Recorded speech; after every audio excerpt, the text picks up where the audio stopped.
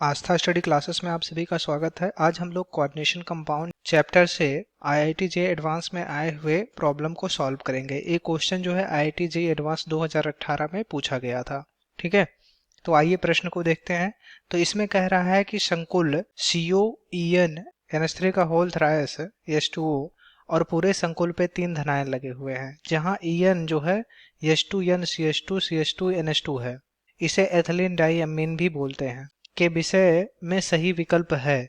तो इसमें 4 विकल्प दिए गए हैं। तो पहले वाले विकल्प में बोल रहा है कि इसके 2 ज्यामितीय समायव होते हैं, और बी वाले में कह रहा है कि इसके 3 ज्यामितीय समायव होंगे यदि द्विदंतुर EN को 2 साइनाइड लिगेंडों में बदला जाए, और सी कह रहा है कि यह अनचुंबकीय है, और डी कह रहा है कि यह COEN NH3 का होल टेट्रा और पूरे संकुल पे 3 ऋण आयन की तुलना में लंबी तरंगदैर्ध्य का प्रकाश अवशोषित करता है। ठीक है, तो आइए एक एक विकल्प को सॉल्व करते हुए चलते हैं।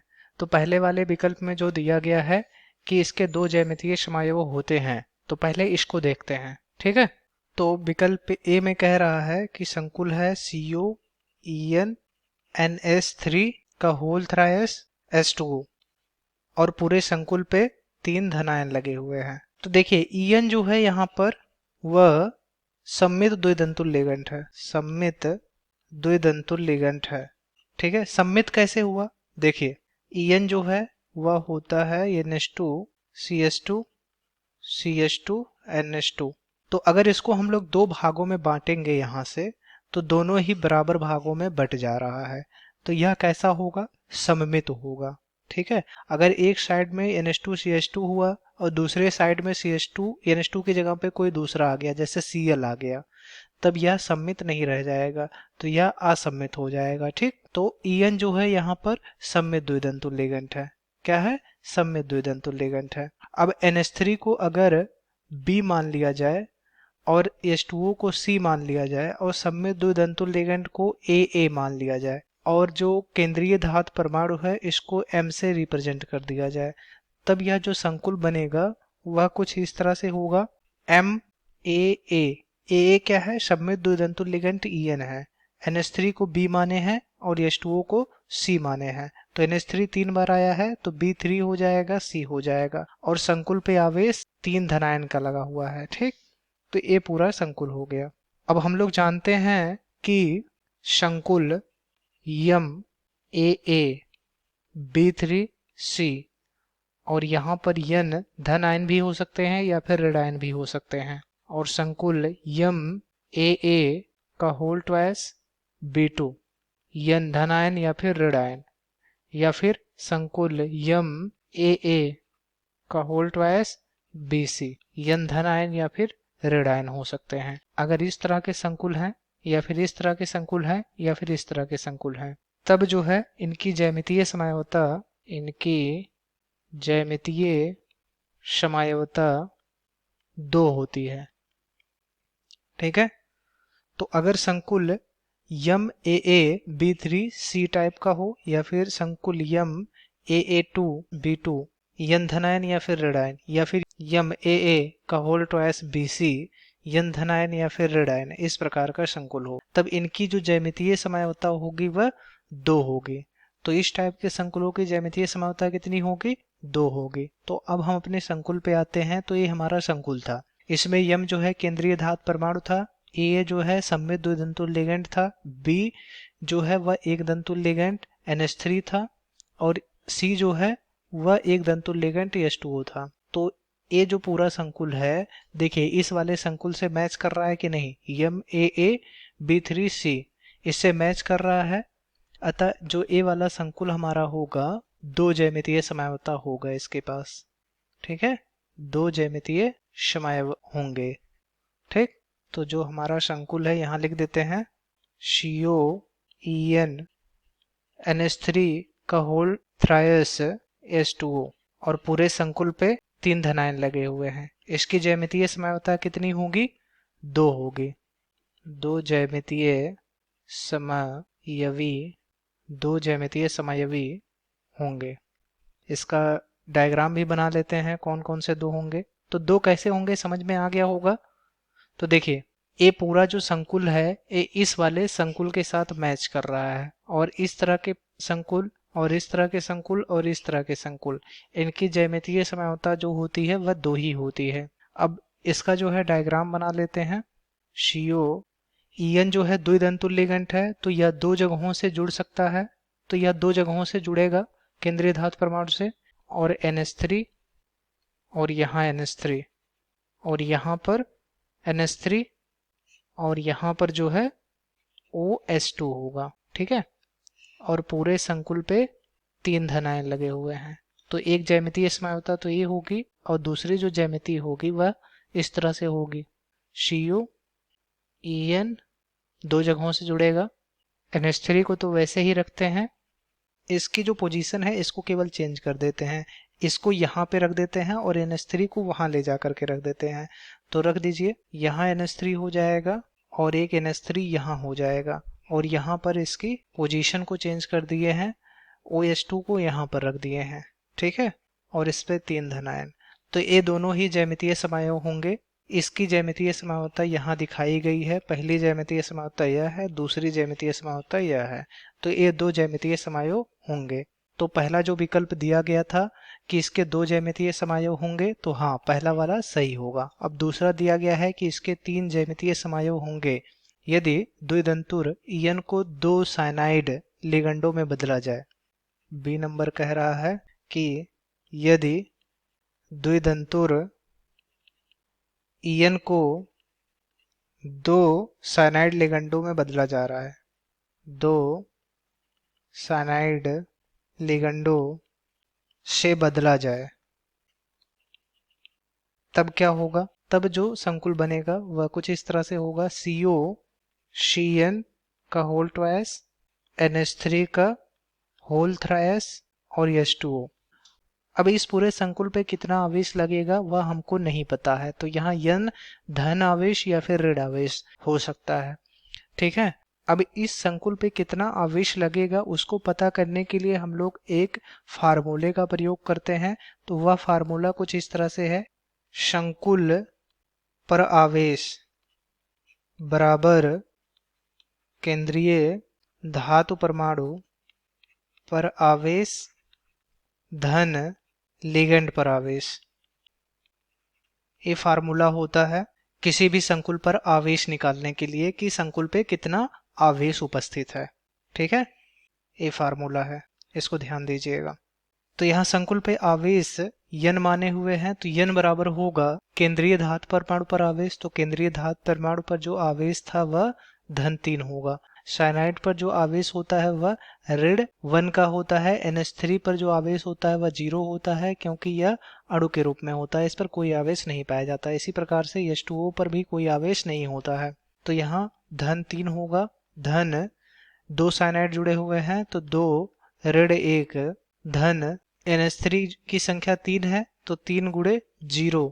H2O की संख्या 1 ही है, तो 1 गुणे 0।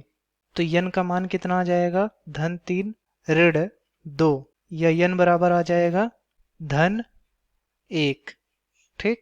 तो जो हमारा संकुल प्राप्त होगा वह कुछ इस तरह से होगा। CO CN का होल ट्वाइस, NH3 का होल थ्राइस, H2O, और पूरे संकुल पे जो आवेश होगा वह धन 1 का आवेश होगा, ठीक है। अब इसको जो है कुछ इस तरह से हम लोग कन्वर्ट कर सकते हैं।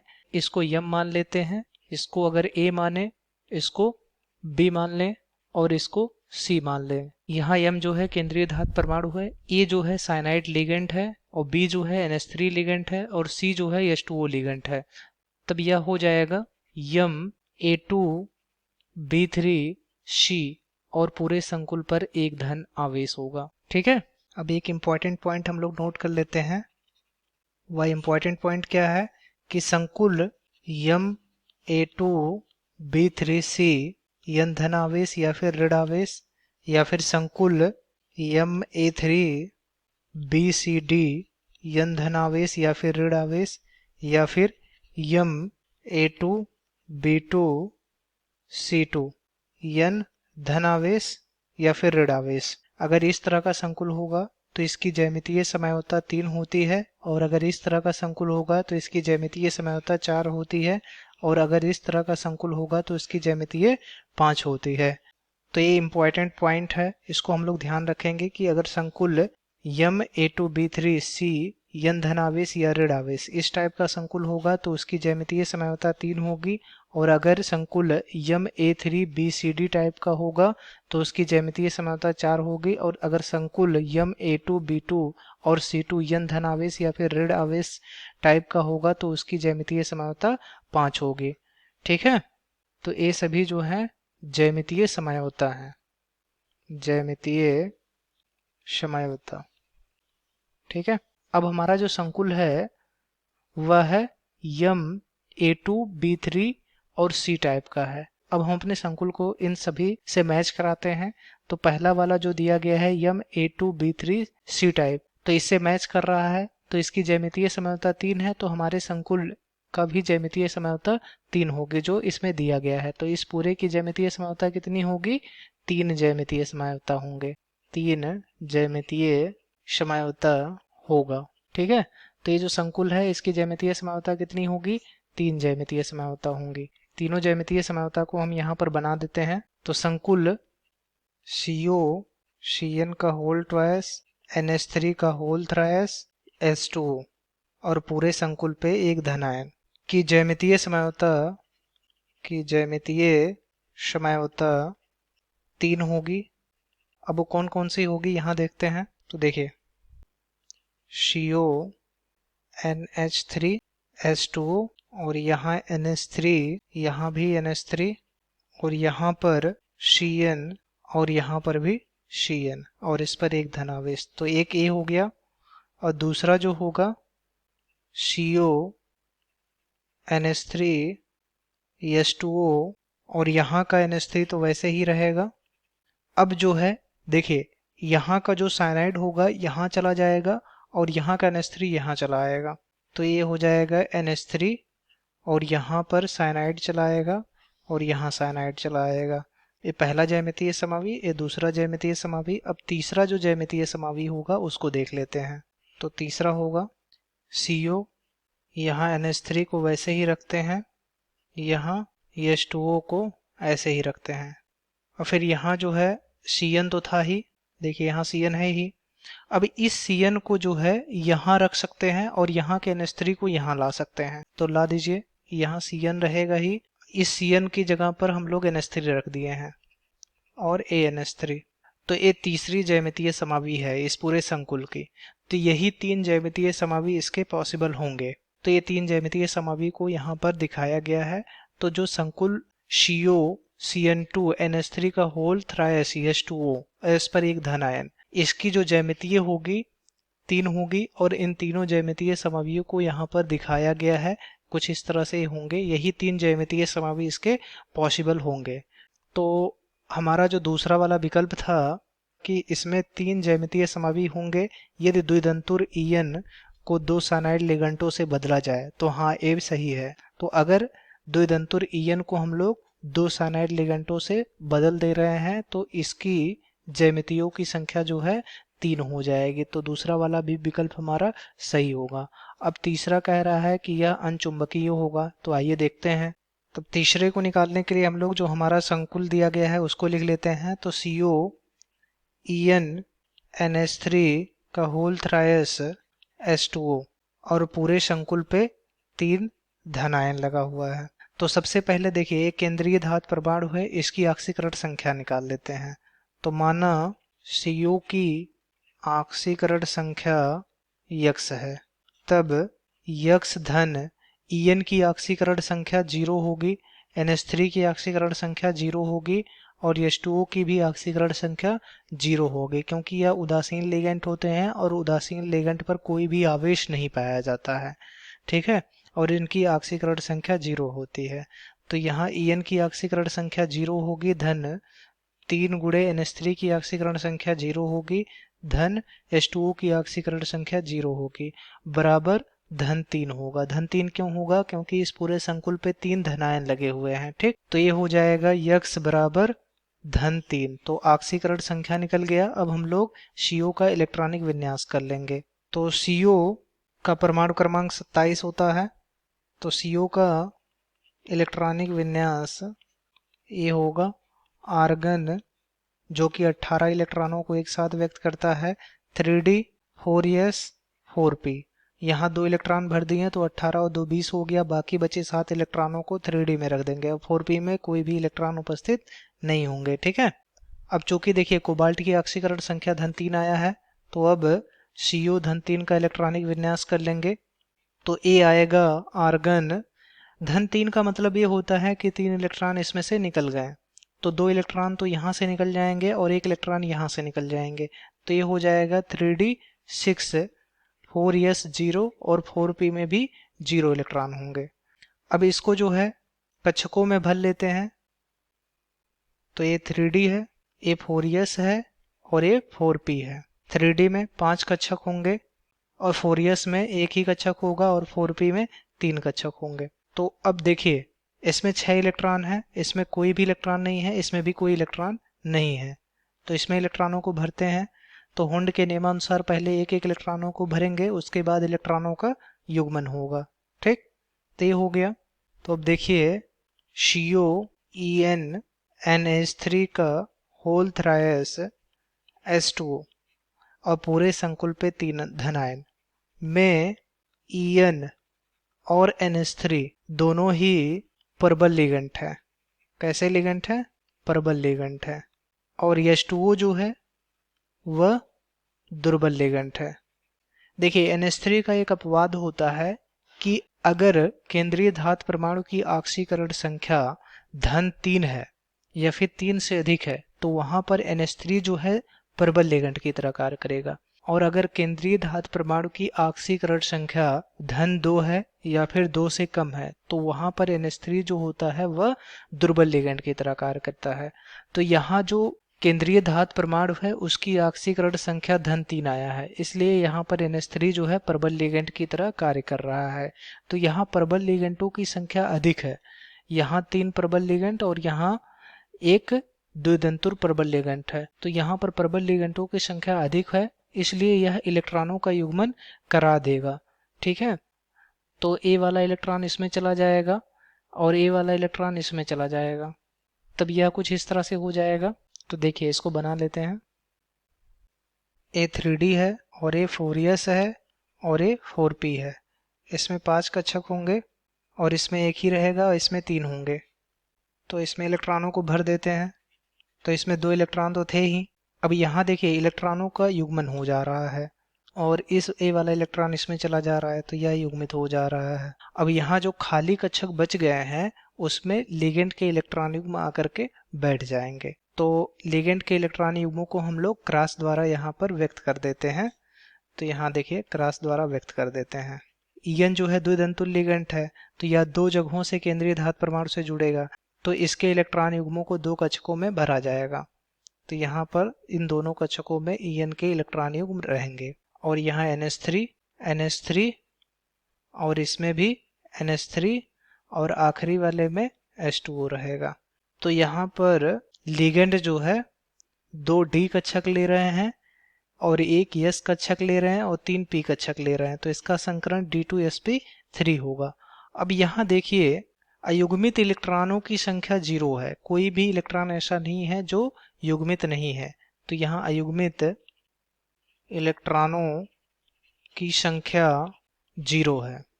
अतः COEN NH3 का होल थ्रायस H2O और पूरे संकुल पे 3 का आवेश, तो यह संकुल पूरा जो होगा वह प्रतिचुंबकीय होगा। कैसा होगा? प्रतिचुंबकीय होगा। क्यों प्रतिचुंबकीय होगा? क्योंकि इसमें अयुग्मित इलेक्ट्रॉनों की संख्या 0 है। कोई भी इलेक्ट्रॉन ऐसे नहीं है जो युग्मित नहीं है। तो इसमें अयुग्मित इलेक्ट्रॉनों की संख्या 0 है, इसलिए यह प्रतिचुंबकीय होगा। ठीक।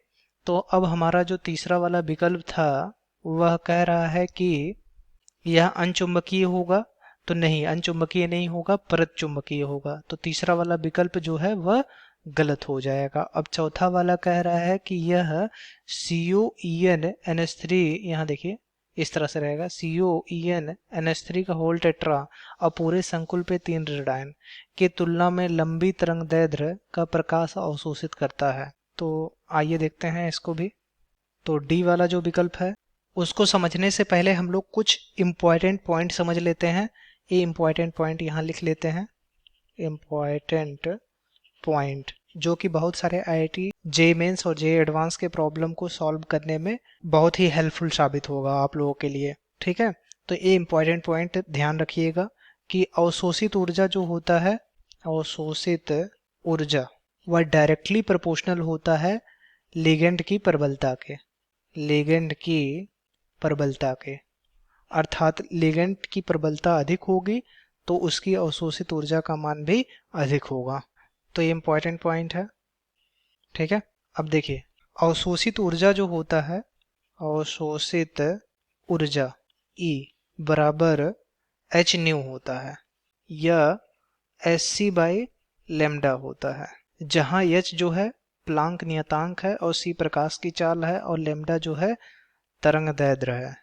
ठीक, तो यहां से देखिए एक रिलेशन निकलेगा, एक संबंध प्राप्त होगा, वह होगा E inversely proportional to lambda के।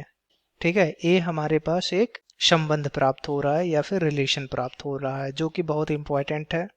अब देखिए इसका क्या मतलब हुआ कि अवशोषित ऊर्जा का मान अगर अधिक होगा तो उसकी तरंगदैर्ध्य जो है वह कम होगी। तो अब एक इम्पॉर्टेंट पॉइंट निकल कर आया यह कि अवशोषित ऊर्जा वह डायरेक्टली प्रोपोर्शनल होता है लिगेंड की प्रबलता के और इनवर्सली प्रोपोर्शनल होता है तरंगदैर्ध्य के अर्थात लेमडा। ठीक है, तो इसको जो है नोट कर लीजिएगा, को जो है बॉक्स में रख देते हैं, बहुत इंपॉर्टेंट फार्मूला है। तो देखिए अवशोषित ऊर्जा जो होगा वह डायरेक्टली प्रोपोर्शनल होगा लिगेंड की प्रबलता के और इनडायरेक्टली प्रोपोर्शनल होगा तरंगदैर्ध्य के या फिर इनवर्सली प्रोपोर्शनल होगा तरंगदैर्ध्य के। ठीक है, तो अब यहाँ से क्या निकलता है देखिए, तो पहला जो हमारा संकुल यौगिक दिया गया था वह है COEN NH3 का होल थ्राइस H2O और पूरे संकुल पे 3 धन आयन। और दूसरा जो संकुल दिया गया है वह है COEN NH3 का होल टेट्रा और पूरे संकुल पे 3 धन आयन। चौथा जो है पूछा जा रहा था कि यह COEN NH3 का होल टेट्रा पूरे संकुल पे 3 धन आयन, यहाँ देखिए 3 ऋण आयन नहीं रहेगा, यहाँ धन आयन रहेगा, की तुलना में लंबी तरंगदैर्ध्य का प्रकाश अवशोषित करता है। तो अब इसकी तुलना करते हैं। तो देखिए पहला वाला जो संकुल था वो दिया गया है और ये दूसरा वाला संकुल, इसके साथ तुलना करना है इसकी। तो सबसे पहले हम लोग लिगेंड की प्रबलता को देख लेते हैं। तो EN जो होता है और NH3 ये दोनों ही प्रबल लिगेंड होते हैं। कैसे लिगेंड होते हैं? प्रबल लिगेंड होते हैं। और यहाँ H2O जो होता है वह दुर्बल लिगेंड होता है। और यहाँ पर केवल 2 ही प्रकार के लिगेंड दिए गए हैं और दोनों ही जो है प्रबल लिगेंड है। ठीक है, प्रबल लिगेंडों की संख्या यहाँ पर 4 है और एक दुर्बल लिगेंड है। और यहाँ पर लिगेंडों की संख्या जो है 5 है और पांचों ही लिगेंड जो है प्रबल लिगेंड है। ठीक, तो इसकी अवशोषित ऊर्जा का मान जो है अधिक होगा, अवशोषित ऊर्जा का मान अधिक होगा। ठीक है, तो ये जो होगा इसकी अवशोषित ऊर्जा का मान अधिक होगा। क्यों अधिक होगा? क्योंकि इसमें प्रबल लिगेंडों की संख्या अधिक है, इसलिए अवशोषित ऊर्जा की मान भी अधिक होगा। क्यों? क्योंकि देखिए लिगेंड की प्रबलता जो होती है वह अवशोषित ऊर्जा के डायरेक्टली प्रोपोर्शनल होती है या फिर कहें समानुपाती होते हैं। जितना अधिक लिगेंड प्रबल होगा उसमें अवशोषित ऊर्जा का मान भी उतना ही अधिक होगा। तो इसमें देखिए सभी प्रबल लिगेंड है इसलिए इनकी अवशोषित ऊर्जा का मान अधिक होगा। अब इसमें देखिए 4 प्रबल लिगेंड है और एक दुर्बल लिगेंड है, तो इसकी अवशोषित ऊर्जा का मान ए जो दिया गया है इसकी तुलना में कम होगा। तो यहाँ पर अवशोषित ऊर्जा का मान COEN NH3 का होल टेट्रा पूरे संकुल पे 3 धन आयन की तुलना में कम होगा। ठीक है, तो इसमें देखिए 4 प्रबल लिगेंड है और एक दुर्बल लिगेंड है, इसलिए इसकी अवशोषित ऊर्जा का मान जो है COEN यानी इस वाले की तुलना में COEN NH3 का होल टेट्रा पूरे संकुल पे 3 धनावेश की तुलना में कम होगा। ठीक, तो इस संकुल का जो अवशोषित ऊर्जा का मान होगा इस वाले संकुल की तुलना में कम होगा। और हम लोग जानते हैं कि E जो होता है वह इन्वर्सली प्रोपोर्शनल होता है तरंगदैर्ध्य के, या फिर कहें लैम्डा ये होता है। तो अब इससे क्या निष्कर्ष निकलेगा? इससे यह निष्कर्ष निकलेगा, देखिए इसकी अवशोषित ऊर्जा का मान कम है, इसलिए इसकी जो तरंगदैर्ध्य होगी अधिक होगी। ठीक है, अतः COEN NH3 का होल थ्राइस H2O पूरे संकुल पे 3 धनायन की तरंगदैर्ध्य का मान COEN NH3 का होल टेट्रा पूरे संकुल पर 3 धन आयन से अधिक होगी। और ये जो है इसमें सभी प्रबल लिगेंड है, इसमें अवशोषित ऊर्जा का मान अधिक है। ठीक है, अवशोषित ऊर्जा का मान अधिक होने के कारण इसकी तरंगदैर्ध्य कम होगी, तो तरंगदैर्ध्य कम होगी। ठीक है, देखिए एक बार फिर से देख लेते हैं। ये हमारा इंपॉर्टेंट पॉइंट है कि अवशोषित ऊर्जा जो होता है वह डायरेक्टली प्रोपोर्शनल होता है, डायरेक्टली कहें या फिर हिंदी में उसको समानुपाती कहा जाता है।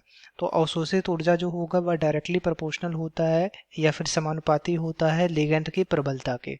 और अवशोषित ऊर्जा E का मान जो होता है hν होता है, और hν जो होता है hc/λ होता है, जहां h प्लांक नियतांक है, c प्रकाश की चाल है और लैम्डा जो है तरंगदैर्ध्य को प्रदर्शित कर रहा है। तो यहाँ से देखिए एक संबंध प्राप्त होगा कि अवशोषित ऊर्जा जो होगा वह इन्वर्सली प्रोपोर्शनल होगा तरंगदैर्ध्य के। तो ये बहुत ही इंपॉर्टेंट संबंध है। जो संबंध निकल कर आया वह कुछ इस तरह से होगा कि अवशोषित ऊर्जा जो है वह डायरेक्टली प्रोपोर्शनल होगा लिगेंड की प्रबलता के और इन्वर्सली प्रोपोर्शनल होगा तरंगदैर्ध्य के। ठीक, तो अब दो संकुलों की तुलना करेंगे। तो जो पहले वाला संकुल दिया गया था उसमें EN और NH3 ये दोनों प्रबल लिगेंड है और H2O जो होता है इसमें दुर्बल लिगेंड होता है। और इस वाले संकुल में केवल 2 ही प्रकार के लिगेंड दिए गए हैं और दोनों ही प्रकार के लिगेंड जो है प्रबल लिगेंड हैं। तो अब देखिए इसमें अवशोषित ऊर्जा का मान जो है अधिक होगा। क्यों अधिक होगा? क्योंकि इसमें प्रबल लिगेंड उपस्थित है। ठीक है, और लिगेंड की प्रबलता जो है वह समानुपाती होता है अवशोषित ऊर्जा के। ठीक, तो इसकी अवशोषित ऊर्जा का मान भी अधिक होगा। अब इसमें देखिए चूंकि एक दुर्बल लिगेंड भी उपस्थित है, इसलिए इसकी अवशोषित ऊर्जा का मान जो होगा इसकी तुलना में, ये जो संकुल दिया गया है इसकी तुलना में कम होगा। और हम लोग जानते हैं कि अवशोषित ऊर्जा जो होती है वह इन्वर्सली प्रोपोर्शनल होती है तरंगदैर्ध्य के, या फिर यह कहें कि अवशोषित ऊर्जा जो होती है वह व्युत्क्रमानुपाती होती है तरंगदैर्ध्य के। तो जो संकुल दिया गया था COEN NH3 H2O पूरे संकुल पे 3 धनायन, इसकी तरंगदैर्ध्य का मान जो है COEN NH3 का होल टेट्रा की तुलना में अधिक होगा। क्यों अधिक होगा? क्योंकि इसकी अवशोषित ऊर्जा का मान कम था। ठीक है, इसलिए इसकी तरंगदैर्ध्य अधिक होगी। और इस वाले में सभी प्रबल लिगेंड थे, इसलिए इनकी अवशोषित ऊर्जा का मान अधिक था। अवशोषित ऊर्जा का मान अधिक होने के कारण इनकी जो तरंगदैर्ध्य होगी वह कम होगी। हम अपने चौथे विकल्प में आते हैं। तो यहाँ देखिए चौथा वाला जो विकल्प हमारा कह रहा था कि COEN NH3 का होल टेट्रा पूरे संकुल पे 3 धनायन की तुलना में लंबी तरंगदैर्ध्य का प्रकाश अवशोषित करता है। तो हाँ, COEN NH3 का होल थ्राइस H2O पूरे संकुल पे 3 धनायन जो होगा वह COEN NH3 का होल टेट्रा पर 3 धनायन की तुलना में लंबी तरंगदैर्ध्य प्रकाश अवशोषित करेगा। क्यों? क्योंकि इसमें EN और NH3 जो है प्रबल लिगेंड थे और H2O दुर्बल लिगेंड थे, और इसमें जो है सभी लिगेंड जो है प्रबल थे, इसलिए इनकी अवशोषित ऊर्जा का मान अधिक होगा। और अवशोषित ऊर्जा जो होता है वह इनवर्सली प्रोपोर्शनल होता है लैम्डा के।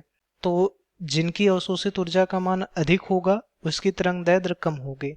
तो इस वाले संकुल में EN और NH3 दोनों ही प्रबल लिगेंड थे, और प्रबल लिगेंड जो होता है वह अवशोषित ऊर्जा के समानुपाती होता है, इसलिए इनकी जो अवशोषित ऊर्जा का मान होगा वह अधिक होगा इसकी तुलना में, और तरंगदैर्ध्य जो होगा इनकी कम होगा इसकी तुलना में। तो इस वाले की तरंगदैर्ध्य जो है अधिक होगी और इस वाले की तरंगदैर्ध्य कम होगी। ठीक है, तो यह COEN NH3 का होल टेट्रा पूरे संकुल पे 3 धनायन की तुलना में लंबी तरंगदैर्ध्य का प्रकाश अवशोषित करेगा। तो हाँ, ये सही होगा। तो डी वाला विकल्प हमारा सही होगा। तो जो आंसर आएगा वह आंसर होगा कि ए वाला विकल्प भी सही होगा, बी वाला विकल्प भी सही होगा और डी वाला विकल्प भी सही होगा। तो हमारा यही आंसर हो जाएगा। आशा करते हैं आपको समझ में आ गया होगा। धन्यवाद।